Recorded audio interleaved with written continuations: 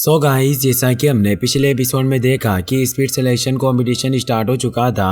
सभी प्रैक्टिशनर अब एरिना में प्रवेश कर चुके थे। लिनडोंग की फाइट वांग जोंग के साथ हो रही थी, जो सबसे पावरफुल था। लिनडोंग ने अपने हेवी प्रिजन सील का इस्तेमाल किया, पर उसके पास ब्लड स्पीयर मौजूद था। वांग जोंग काफी घायल हो चुका था, पर फिर भी उसने अपनी डेमोनिक बॉडी से लिनडोंग को पीछे धकेल दिया, जिससे लिनडोंग ने अपनी डेजोलेट हेवनली फिंगर को एक्टिवेट कर लिया था। यह पावर इतनी ज्यादा थी कि ग्राउंड के बाहर भी एनर्जी रिलीज हो रही थी और लिनडोंग ने वांग जोंग को हरा दिया था। वांग कबीले के लीडर वांग लेई को इस बात पर विश्वास नहीं हो रहा था और अब सभी 5 प्रैक्टिशनर सिलेक्ट हो चुके थे, जो 100 कंट्री बैटल में ग्रेट यान डायनेस्टी को रिप्रेजेंट करने वाले थे। फिर अब हम देखते हैं कि लिनडोंग और बाकी के चारों सिलेक्ट हुए प्रैक्टिशनर होली स्पीड पूल में जाने के लिए ग्राउंड में आ चुके थे। वहां होली स्पीड पूल में जाने का रास्ता था। लिनडोंग के साथ उसका फायर पाइथन यानी जियोयान भी था। मेजेस्टी उन सभी से कहते हैं कि तुम इस होली स्पीड पूल की एनर्जी का अच्छा इस्तेमाल करना।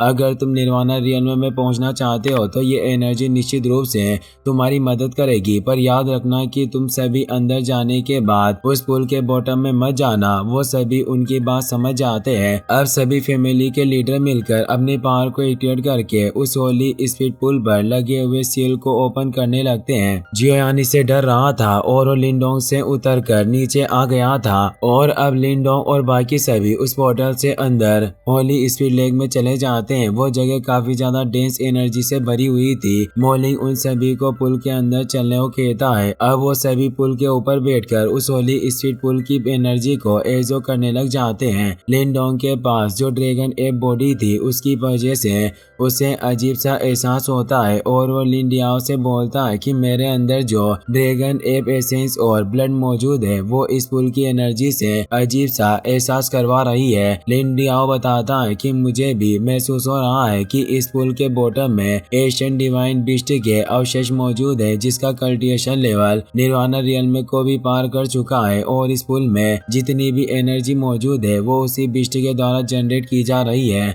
और इसकी मदद से तुम ड्रैगन एप के एसेंस और ब्लड को प्यूरिफाई किया जा सकता है और इसमें कोई आश्चर्य की बात नहीं है। लिनडोंग सोचता है कि उस बिस्ट की वजह से ही मेजेस्टी ने हमें पुल के बॉटम में जाने के लिए मना किया था। लिनडियाओ कहता है कि उस तालाब में मौजूद उस मिथिकल बिस्ट की बॉडी पर कुछ ब्लड एसेंस अभी भी बचा हुआ होगा। अगर तुम उसे प्राप्त कर सको तो निश्चित रूप से तुम्हारी कल्टिवेशन में काफी मदद करेगा, इसीलिए तुम्हें जल्दी से नीचे जाना चाहिए। लिनडोंग खुश होता है, लेकिन तभी वो महसूस करता है कि लिन लांगटियन भी नीचे जा रहा है। लिनडोंग डियाओ से कहता है कि जरूर इसकी भी उस मिथिकल बिस्ट के अवशेषों में रुचि है। डियाओ बताता है कि शायद डियाओ की बॉडी में जो स्पिरिचुअल बॉडी छिपी हुई है, उसने ही उसे पुल के इस सीक्रेट के बारे में बताया होगा। लिनडोंग इससे परेशान होता है और अब वो तेजी से पुल के अंदर की तरफ निकल जाता है। लिन लांगटियन जब लिनडोंग को देखता है तो उस पर फायरबॉल से अटैक करने लगता है, पर लिनडोंग वांग कबीले की सील को एक्टिवेट करके उन अटैक को रोक लेता है और अब लिनडोंग अपने स्फीयर के ड्रैगन से लिन लांगटियन पर अटैक करने लगता है। वो उसके अटैक से बच रहा था और लिनडोंग पर अटैक करता जा रहा था, लेकिन लिनडोंग उसके करीब आकर उसे जोर से हिट करता है, जिससे वो दूर हो जाता है। पर एक फायरबॉल के अटैक से लिनडोंग उस तालाब के नीचे बने हुए एक केव में आ गया था, जहां उस एशियन बिस्ट को कैद करके रखा हुआ था और लिनडोंग ये देखकर हैरान था। वो बोलता है कि वाकई इस जगह पर एक मिथिकल बिस्ट के अवशेष मौजूद है। वो एक एशियन क्रोकोडाइल बिस्ट था। लिनडियाओ बताता है कि इस बिस्ट की बॉडी में अभी भी इसकी स्पीड यानी आत्मा बची हुई है, इसीलिए इसे सील करने के लिए यहाँ एक मैजिक सर्किल बनाया गया है ताकि ये जाग ना पाए। लिन लांगटियन भी वहां जाता है। वो बोलता है कि तुम एक ब्रांच फैमिली के मेंबर होते हुए भी तुम्हारी हिम्मत कैसे हुई मेरा पीछा करने की। क्लैन लीडर ने तुम्हें चैंपियन घोषित किया और एक अवार्ड लेने का मौका दिया, जिससे मुझे लगता है कि तुम कुछ ज्यादा ही हवा में उड़ने लगे हो। लिनडोंग हंसते हुए कहता है कि तुम उस फाइट में अपने अंदर मौजूद स्पिरिचुअल बॉडी का सहारा ले रहे थे, वरना मैं कब का तुम्हें हरा देता। तुम लिन फैमिली के नंबर 1 प्रैक्टिशनर कहलाने के योग्य नहीं हो।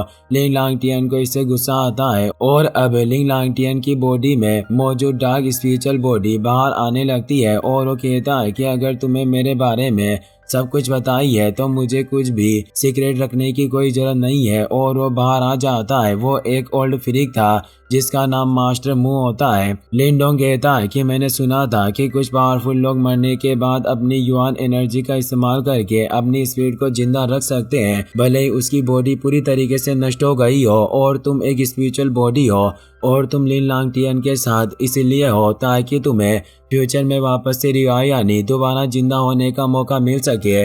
मास्टर मू कहता है कि क्या है तुम्हें अपनी बॉडी में मौजूद उस स्पिरिचुअल बॉडी ने बताया, क्या वो मुझसे मिलने के लिए बाहर नहीं आना चाहता। डियाओ भी अब वहां जाता है और कहता है कि तुम स्मार्टन से मिलने के लिए काफी उतावले हो रहे हो। मास्टर मू बोलता है कि तुम एक डीमन स्पिरिट हो और वो मुस्कुरा रहा था क्योंकि उसे लगता था कि वो आसानी से उसे हरा सकता है। वो लिंग लांटियन से कहता है कि जल्दी से जाकर उस मिथिकल क्रोकोडाइल बिस्टे का ब्लड और एसेंस हासिल कर लो और तब तक मैं इस डीमन स्पिरिट को पूरी तरीके से निगल लूंगा, जिससे मेरी पावर भी बढ़ जाएगी। और वो तेजी से डियाओ पर अटैक करने आता है। डियाओ भी उस पर अटैक करने आता है और कहता है कि मुझे डर है कि तुम मुझे खा नहीं पाओगे। उन दोनों के बीच एपिक फाइट होने लग जाती है। लिंडोंग और लिंग लांगटियन दोनों उस मिथिकल बिस्टे के एसेंस को हासिल करना चाहते थे, इसलिए वो दोनों भी अब फाइट करने लगते हैं और तेजी से उस मिथिकल बिस्टे की तरफ बढ़ने लग जाते हैं। वो दोनों एक दूसरे पर अटैक करके खुद तेजी से आगे बढ़ने की कोशिश कर रहे थे। उनके अटैक से वो पूरी जगह हिल रही थी और वहां पर तालाब के ऊपर भी इन अटैक को महसूस किया जा सकता था,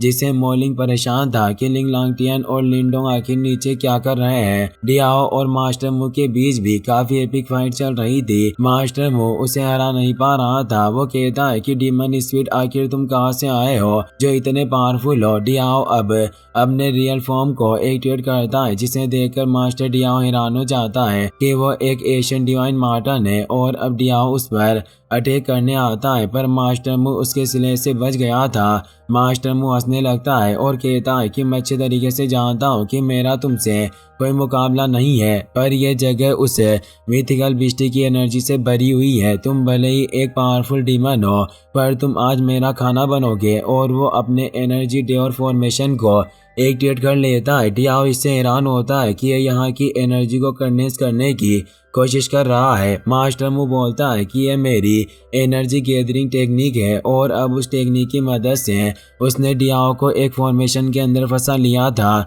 वहीं लिंडोंग और लिन लांगटियन के बीच भी फियर्स फाइट चल रही थी। लिंग लांगटियन कहता है कि लिंडोंग आज चाहे कुछ भी हो, पर मैं तुम्हें छोटे छोटे पीस में काट दूंगा। और अपने ग्रेट स्काई फिनिक्स सील को एक्टिवेट करता है, जिससे एक फिनिक्स बॉडी बाहर आती है जो लिंडोंग पर अटैक करने के लिए बढ़ रही थी। लिंडोंग अपनी सीएलसी को एक्टिवेट कर लेता है, जिससे वो उस फिनिक्स को रोकने लगता है। इससे वहां एक एक्सप्लोजन होता है क्योंकि उन दोनों की टेक्निक काफी खतरनाक थी, जिससे अब वहां नीचे मौजूद फॉर्मेशन भी एक्टिवेट हो गया था। लिंडोंग परेशान होता है, वही मास्टर मू काफी खुश हो रहा था। वो कहता है कि अब मैं तुम्हारी इस डीमन स्पिरिट को अच्छे से निगल जाऊंगा, लेकिन डियाओ अपनी पावर को एक्टिवेट करके उस फॉर्मेशन को आसानी से तोड़ देता है। और वो ओल्ड मुगु से कहता है कि तुम मुझे मारना चाहते थे और तुम खुद की एबिलिटीज को काफी ज्यादा आंकते हो। तभी वहाँ तेज स्पॉट होता है, जिससे डियाओ लिंडोंग के पास आ जाता है और उसे कहता है कि तुम्हें लड़ाई बंद करनी होगी। अगर ये फाइट जारी रही तो यहाँ इस क्रोकोडाइल मॉन्स्टर को कैद करने के लिए जो फॉर्मेशन एक्टिवेट किया गया है वो बर्बाद हो जाएगा। लिंडोंग लिंग लांगटियन से कहता है कि अगर यहाँ मौजूद इस क्रोकोडाइल एशियन बिस्टे की सोल जागृत हो गई तो हमारे लिए परिणाम काफी खतरनाक हो सकते हैं और इससे हम दोनों को भी फायदा नहीं होगा, इसीलिए हमें इस लड़ाई को रोक देना चाहिए। पर लिंग लांगटियन मुस्कुरा रहा था, उसके इरादे अच्छे नहीं थे। वो कहता है कि तुम्हें आज यहीं मरना होगा और वो अपनी पावर से वहाँ मौजूद सील पिलर को नष्ट कर देता है, जिससे वो क्रोकोडाइल बिस्ट आजाद हो जाता है और लिंगडोंग के नीचे की जमीन भी टूट गई थी, जिससे वो उस क्रोकोडाइल बिस्ट के साथ ही नीचे गिर जाता है और अब वहाँ कैद बिस्ट सोल भागने लगती है। मास्टर मू और लिंग लांगटियन को लग रहा था कि अब लिंगडोंग जिंदा नहीं बच पाएगा। मास्टर मू लिंग लांगटियन से कहता है कि फॉर्मेशन अब टूट चुका है और यहाँ कैद सोल फ्रेगमेंट्स यानी आत्माओं के टुकड़े भागने की कोशिश कर रहे हैं। वो लड़का लिंडोंग निश्चित रूप से मारा जाएगा और अब हमें जल्दी से वहां निकलना होगा। और अब लिंग लांगटियन ऊपर की तरफ बढ़ने लग जाता है। वहीं तालाब से बाहर वो सोल फ्रेगमेंट से निकलने लगे थे, जिससे वहां मौजूद मोलिंग, शीयुन और मेंग शांग हैरान होते हैं। मेंग शांग कहता है कि इस होली स्पिरिट पूल में आखिर डीमन स्पिरिट कैसे हो सकती है। वो स्पिरिट बिस्ट उन पर अटैक करने लगते हैं।